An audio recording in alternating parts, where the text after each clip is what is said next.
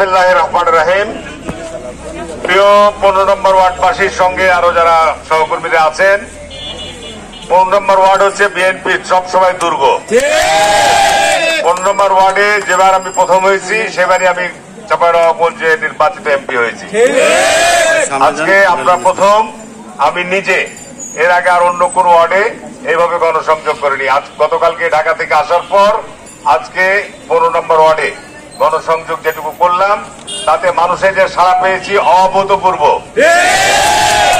যারা আজকে নির্বাচনকে বানচাল করার ষড়যন্ত্র করছে, যারা আজকে নির্বাচনকে পরাজিত হবে জেনেও যারা আজকে মিথ্যাচার করছে, তাদের ব্যাপারে আমাদের সতর্ক থাকতে হবে।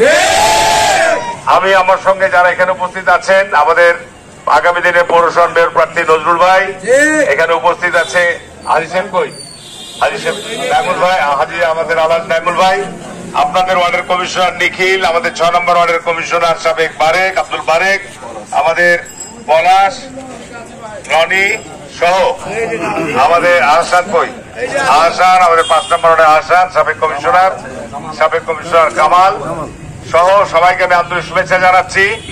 আমার সঙ্গে যারা আজকে হাঁটলেন তারা মনে করবেন যে আমরা সবাই হারুন।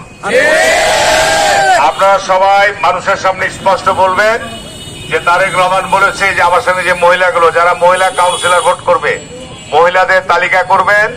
মহিলাদেরকে আমরা প্রত্যেকটা পরিবারকে ফ্যামিলি কার্ড করে দেবো ইনশাআল্লাহ, যেন তারা ন্যায্য মূল্যে জিনিসপত্র ক্রয় করতে পারে। জানতো আপনারা নাকি? এটার বিনিময়ে কাউকে কোনো পয়সা দিতে হবে না। এটা আমরা যারা নির্বাচিত হব তাদের মাধ্যমে আমরা তালিকা প্রস্তুত করবো ইনশাআল্লাহ। চাঁপাইনবাবগঞ্জকে আগামী আমি 3 বছর সময় যাব। 3 বছরের মধ্যে চাঁপাইনবাবগঞ্জ ইনশাআল্লাহ চেঞ্জ করে দেবো, পরিবর্তন করে দেবো। বর্তমানে চাঁপাইনবাবগঞ্জে প্রায় 200 কোটি টাকায় পৌরসভায় কাজ হচ্ছে, রাস্তাঘাট, ড্রেন এবং বিদ্যুতের বিভিন্ন জায়গায় কাজ হচ্ছে। আগামী বছর আরো 200 কোটি টাকার কাজ হবে। পৌরসভায় জলবদ্ধতা দূর, পৌরসভার রাস্তাঘাটের উন্নয়ন ইনশাল্লাহ এটি স্মরণকালের একটা অন্যতম দৃষ্টান্ত ইনশাল্লাহ স্থাপিত হবে। সুতরাং আমার সঙ্গে যারা ঘুরছেন, দায়িত্ব নিয়ে আপনারা বলবেন যে হারুন ভাই ছাড়া নবাবগঞ্জের কোন বিকল্প নাই, ঠিক আছে? বলছে হারুন ভাই নবাবগঞ্জে যতদিন এমপি ছিল উন্নয়ন করেছে, আবার এমপি হলে আরো উন্নয়ন হবে ইনশাআল্লাহ। আর বক্তব্য বাড়ালাম না, সকালবেলায় আপনারা পরিশ্রম করে আমার সঙ্গে হেঁটেছেন, এই জন্য আমি আপনাদেরকে আন্তরিক ধন্যবাদ জানাচ্ছি। এবং আগামী নির্বাচনে কোন হেরা ফেলার দরকার নাই। আওয়ামী লীগ নাই, কিন্তু এই জন্য দুর্বল ভাবে বসে থাকার দরকার নাই।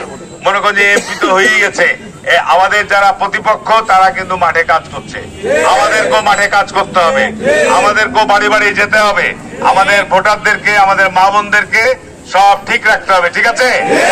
এটার জন্য আমরা এখন থেকে কাজ করব। সবাই আমরা নিজ নিজ কাজে চলে যাই। সবাইকে ধন্যবাদ। আসসালামু আলাইকুম ওয়া রাহমাতুল্লাহ।